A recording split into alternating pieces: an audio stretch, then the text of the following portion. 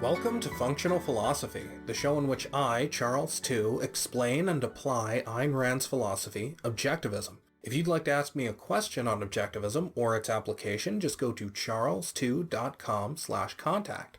And my last name is spelled T as in tango, E as in echo, and W as in whiskey. My first question is merely, how would you define video games? Well, I would define a game as the activity of attempting to achieve an artificial goal within a set of artificial parameters designed to test some skill or ability. That's just off the top of my head. I could probably do a better job if I sat down and thought about it, but that seems pretty good to me. And then a video game would just be a game that you play on video. It's like asking, what's the definition of an ebook? Well, a book that you read electronically. The questioner goes on, I understand that they are a form of recreation that tests your visual, motor, and logical skills, but would it be wrong to consider modern RPGs as being or having aspects of art? For instance, games like Skyrim or Diablo have a large story element that immerses the player in a recreation of reality, often with a strong theme. Well, I've already answered this question before, but I took this because I can elaborate on one aspect.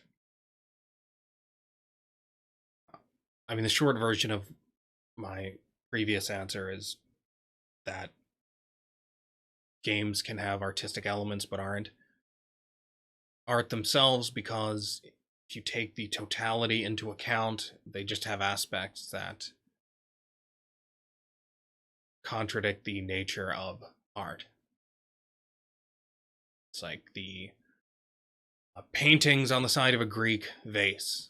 Well, the paintings can be art, but the vase as a whole isn't, because the vase, the form of the vase, is restricted by its utilitarian function, which doesn't necessarily have anything to do with the art. And art has to be all about presenting this idea without any other restrictions involved, such as, well, this still has to be able to hold water or whatever. Now, one reason video games can't be art is because they are interactive. Now, people say, well, other things are interactive too. Books are interactive because you choose when to read them, how fast to read them, etc. And that is true, but it's a difference of degree. And at a certain point, a difference of degree becomes so great that you reach a difference in kind. Now, I'm not against interactivity per se. The Night of January 16th by Ayn Rand had an interactive element where the audience voted innocent or guilty at the end. But that's a single binary choice, and Ayn Rand could design around that. So there's no problem of that interaction attenuating the message of the art. And the same is true with reading a book. Yes, you can maybe read a book in a day versus over the course of a week or two. But that is all within a relatively narrow range. If you read the last page of the book first, you are reading the book wrong. Yes, you can say that's interactive, but it's understood that you're not supposed to read it that way. So, yes, you are reading it wrong if you do that. The artist can predict, okay, this is the range of possible ways in which my audience will read this book, so I will design it within that, and within that, I will be able to send a definite message. But when you get a game, there are just so many different ways you can approach a situation. Who knows how many times you'll die on this level or that level, or whether you'll approach a mission or a level in this particular way. I mean, it's just impossible. The degree of interaction is so great that the artist can't account for all of it. It's not like, well, here's one choice and I can design my message to come across no matter which the audience chooses. No, now you have a million choices at every moment in most games. So it's just the degree of interaction and valid interaction. It's not as if, well, you're playing it wrong if you play it a certain kind of way. It could just be you're just not good at the game, or it's just not something the designer anticipated. So that's the problem. I don't have this naive, simpleton view that, well, there's no interaction with reading a novel or even watching a movie. You can sit closer to the movie or farther back, or pause it to go get a drink or something. Yes, there is interaction, but it's all about degree. And the amount of interaction involved in legitimate art is narrow enough that an artist can have confidence that you are experiencing it in a certain way. And with vast majority of video games, there is far too much interaction for that to be possible. Far too much player input. And the questioner goes on, the reason this question is on my mind is closely tied to my second question. Is there value to video games streaming as a hobby or profession, and how would one define that value? I have recently created a Twitch and started to stream in my free time, and I'm thoroughly enjoying it. Is this a waste of productive energy or a useful value? Could this be a valid career for a rational person? Yeah, I don't see anything wrong with that. It's no different from being an entertainer. But if it's a career, treat it as a career. Take it seriously. Try to produce value, be entertaining, provide value to your audience. But yeah, being an entertainer is valuable. I mean, this is pretty loose, just streaming. I mean, there are all different kinds of ways you could stream. You could talk about anything while streaming. So can I think of any form of streaming that would be a valid career? Sure. You can play video games and do whatever and entertain people in a legitimate way. That's totally valid. How does one avoid using contextual issues as a justification for evading principles? For example, I could argue that affirmative action for black people is wrong because racism is wrong, but someone else might respond that there is a context of historical persecution against black people that justifies affirmative action in this case. Well, the way you avoid using context as rationalization is to not be rationalistic. It is to get your principles from reality. And if you do that, then you will know the context in which they apply. So in your case, affirmative action, okay, it's wrong because racism is wrong. Well, if you know what racism is and why it's wrong, then you can say, okay, so does affirmative action fall within the context of racism or not? Well, if you got racism from reality, then you'll be able to figure that out. If you didn't, if you just adopted racism is wrong because you heard other people saying that, well, then you'll have no idea because you won't know what it means. You won't know what the parameters for racism are because you didn't get it from reality. So, what is racism? Well, it's treating the group, the racial group, as the standard of value. Now, does affirmative action fall into that category? Yes, because you are treating the group as the standard. It doesn't matter about any particular individuals. It's just black people as a group now are represented. Representation, even that concept is wrong. Well, we need more representation. What does that matter to me? I'm just an individual. I don't care if white men are represented somewhere. That concept only makes sense if you think in racially collective terms, which is what racism is. And the whole point of affirmative action is let's promote people who don't necessarily have the ability to do what they're supposed to be doing because of their race. So it's like, well, you are in an inferior position uh, compared to what you would be in if slavery hadn't existed or racism hadn't existed. And that's true for many black people.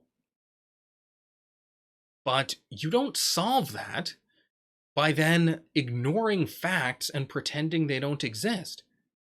It's like if there's a medical student and he tripped, or somebody pushes him and he hits his head and he gets brain damage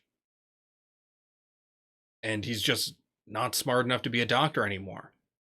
And then what? The medical institution says, well, you know what? That shouldn't have happened. It's not your fault. Somebody injured you. You shouldn't have brain damage, so we're going to let you be a surgeon anyway. Well, you're not solving the problem there. You're just evading reality. You're ignoring reality and acting as if it doesn't exist. And that is actually the point of affirmative action. The point is to promote incompetence as an end in itself. Now, they try to justify it as, well, these people are in a bad situation they shouldn't be in, but the real goal is injustice as an end in itself. It's giving people what they don't deserve, which is a victory for these people because they hate the idea that they are limited by reality. So if they can get what they don't deserve, if they can get something without effort, that represents a victory over reality, over existence, over identity. But yeah, as for racism itself, yes, you would just have to look at the context. As I said, racism is racial collectivism. The racial group, the good of the racial group is the standard.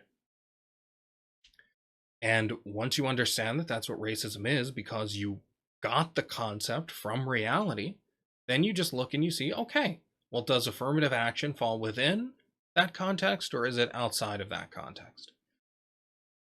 And given its disastrous, irrational consequences and its defense in terms of representation, it's obvious that it falls within the context of being racist. So get your principles from facts, and then those facts will delimit the application of that principle. It's like saying, should I eat breakfast every day? Is eating breakfast every day a good principle? You could say, let's assume that you think that it is. Okay. Eating breakfast is good.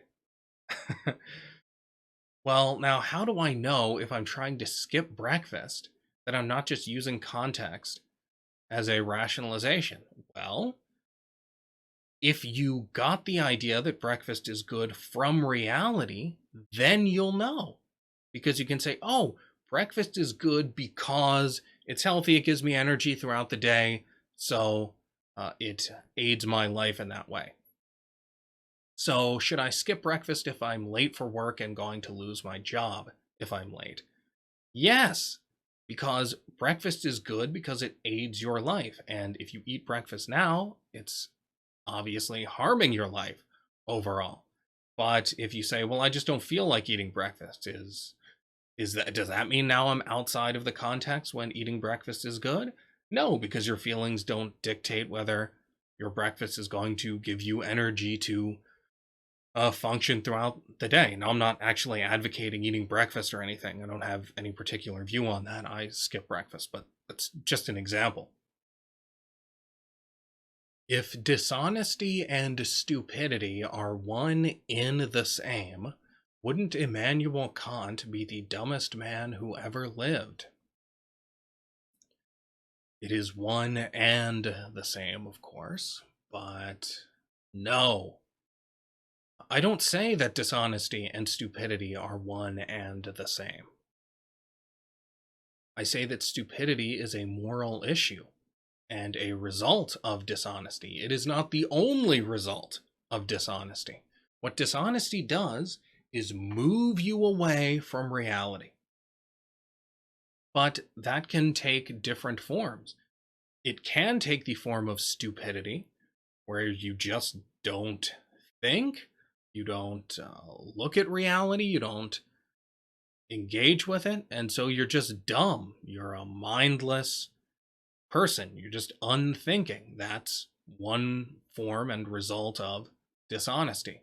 But it can also take the form of being highly intellectual and rationalizing. It can take the form of being highly intelligent. That's not stupidity, but it's still moving you away from reality. You are creating confusions for yourself. So, no, Kant wouldn't be the dumbest person in history.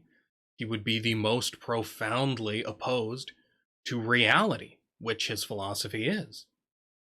But no, all A is B does not mean all B is A. That is a basic logical error.